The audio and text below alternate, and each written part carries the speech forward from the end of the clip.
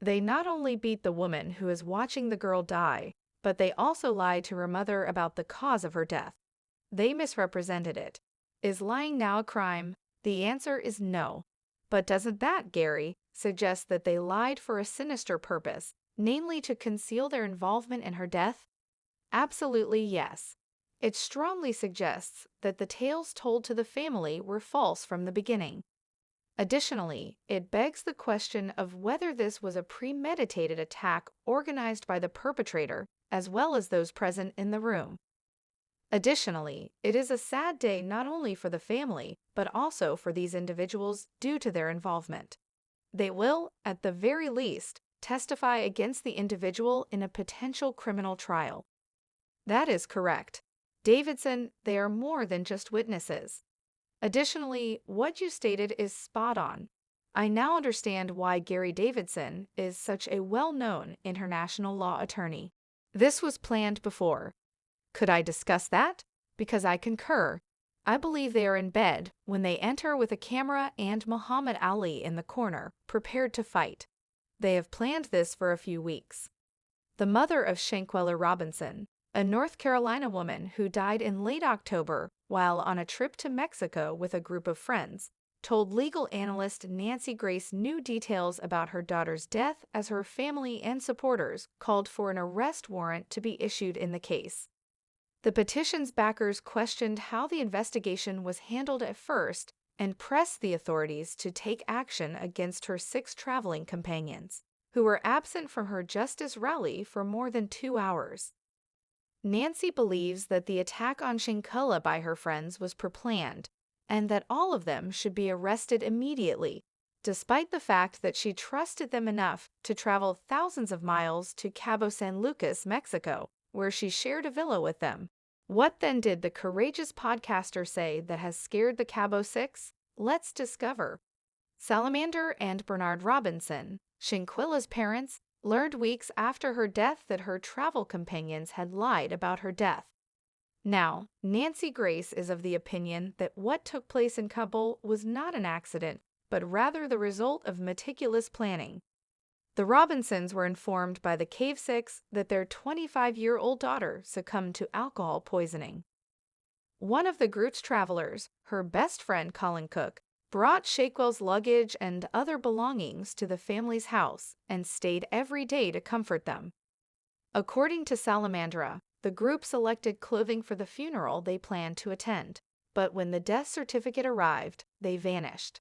According to the death certificate, Shanquella suffered a broken neck and spinal cord. Shortly thereafter, the mother received a video of another woman attacking Shanquella with a series of blows to her head, neck, and other body parts, while the mother stood by and recorded the attack on their phones. Salamandra claimed that the footage made her feel uneasy. She thinks her daughter was killed by beatings. Nancy believes that Shanquella's friends planned to kill her, as evidenced by the attack that occurred while she was sleeping with the rest of the crew recording it, and others standing by to watch. She was even not responding. Salamander stated in a recent interview with Nancy Grace that they attacked. Due to the victim's gender, Mexican authorities have issued an arrest warrant for femicide murder. Shanquella's death has also been the subject of an investigation by the Charlotte FBI field office. Authorities, according to the victim's family, had been discussing the warrant's specifics and the state of the investigation. The warrant's suspect must be extradited in order for them to be prosecuted in Mexico, according to authorities. However, Nancy and Shanquella's parents want everyone in the group to be held accountable for their actions. The young entrepreneur's shocking death has left the family still in shock, and they wonder why it has taken so long for authorities to make an arrest. Bernard Robinson stated, "This hurt and this hurt the court. My only child was her. She possessed so many advantages." A police report reveals that medical personnel attended to Shanquella for hours prior to her death, despite the fact that the circumstances surrounding her death remain murky. On the other hand, her death certificate indicates that she passed away within minutes of her injuries, indicating that someone somewhere is attempting to conceal their mess. Salamander confirms some of the events that led up to her daughter's death, but she is still trying to piece together the details. On November 28, the mother told Nancy in an interview that the woman in the viral video pounding on Shanquella was Ginny Jackson, which many people had suspected from the beginning. Salamander also said that the fight video that made her think Shanquella died of a heart attack was out there before her daughter died. Salamander shared this information with Nancy. I didn't know how true it was because someone called me and told me before they even arrived back in Charlotte, North Carolina, that they were over there fighting her. The distraught mother claimed that it was eventually shared on Facebook, where a friend discovered it and sent it to her. At least 2 days after Shanquella's death on October 29, her friends had already returned to North Carolina at that point. As a result, she stated, Shanquella had passed away when the video surfaced on Facebook and was sent to my family. Salamander also said that her daughter liked to sleep naked, and Nancy also said that the viral video probably shows prom sleeping right before the attack. The mother stated that she was a good child with a big heart and did not deserve to be treated that way. Millions of people around the world have urged the American and Mexican governments to expedite the process, and Nancy's demand for Cabo 6's arrest adds to that chorus. She was a legal commentator and host of her own show, Crime Stories with Nancy Grace, on Fox Nation, years before she became Nancy Grace. All she was Nancy Grace. She was a 19-year-old English literature major at Mercer University in Georgia. She studied Shakespeare all day and wanted to be a professor.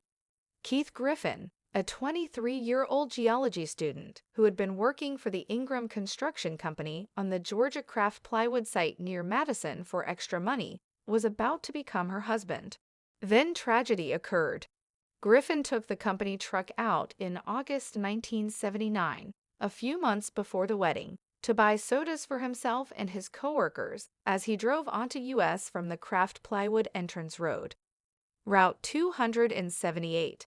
Tommy McCoy, a former coworker who had just been fired from the construction company, shot him and killed him. McCoy had never been arrested. Nancy's world was shattered by the murder. She stopped going to school and lost all appetite. The now seasoned legal commentator stated, "Until Keith was murdered, I had no idea what was going on in the world for a time. Since then, I've been motivated by the idea that it would be worthwhile to stop even one crime. She is therefore doing everything in her power to ensure that Shanquella receives justice." Before Court TV founder Stephen Brill invited Nancy to be a co-host on the network with Johnny Cochran and made her a star, she served as special prosecutor for the Atlanta Fulton County District Attorney's Office in Georgia for nearly a decade. The fact that she is now speaking out about the Shanquella case will undoubtedly increase the amount of pressure placed on the authorities involved to act, and the Cabo 6 will soon be detained and tried. That concludes our talk for the day.